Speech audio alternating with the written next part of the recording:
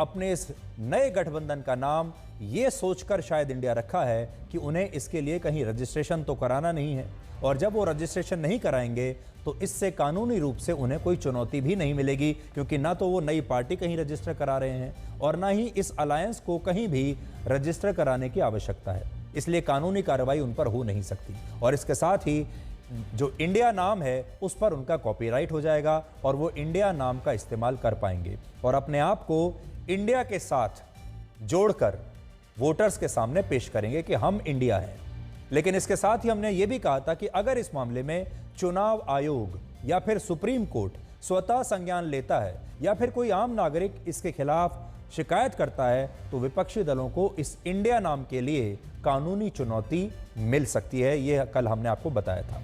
अब अगर दिल्ली पुलिस मौजूदा कानूनों के आधार पर इस शिकायत को सही मानती है तो फिर इस मामले में दो बातें हो सकती हैं। पहला, विपक्षी दलों से इस नाम को लेकर स्पष्टता मांगी जाएगी, एक्सप्लेनेशन मांगा जाएगा, और दूसरा हो सकता है कि यह मामला पुलिस की जांच के साथ ही अदालत में भी पहुंच जाए, और अगर अदालत में पहुंचा तो वहां सुनवाई शुरू ही इस बात से होगी कि विपक्ष कोर्ट का फैसला आने तक अपने गठबंधन के लिए इंडिया नाम का इस्तेमाल कर सकता है या नहीं। हो सकता है कि अदालत जब तक सुनवाई पूरी नहीं हो जाती तब तक इंडिया नाम के इस्तेमाल पर स्टे लगा दे, यानी इस नाम को लेकर अब एक नई कानूनी लड़ाई शुरू हो जाएगी और शायद विपक्ष जो है अभी आने वाले दिनों में इस इंडिया शब्द का नाम इस्तेमाल ना कर पाए। और एक दूसरी बात यह भी हो सकती है कि शायद विपक्ष चाहता भी यही था कि इसे लेकर जितना विवाद हो, जितनी खबरें बने, जितनी हेडलाइंस बने, जितना डिबेट हो, इससे उन्हीं को फायदा है, क्योंकि ये मुफ्त का प्रचार है। इस पूरे विवाद से विपक्षी दल अब लगातार हेडलाइंस में बने हुए हैं और इंडिया नाम की चर्चा हर तरफ हो रही है।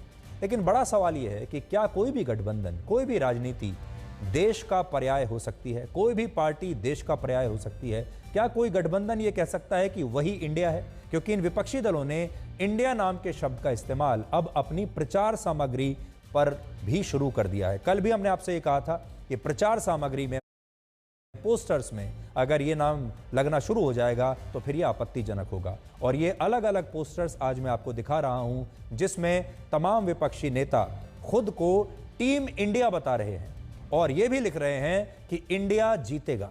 इन पोस्टर से ऐसा लगता है कि ये विपक्षी दलों का गठबंधन नहीं, बल्कि ये बात जो है वो पूरा इंडिया कह रहा है, वो जीतेगा और ये टीम इंडिया है। देखिए, कांग्रेस पार्टी लगातार अपने ट्विटर हैंडल से इन पोस्टर्स को ट्वीट कर रही है।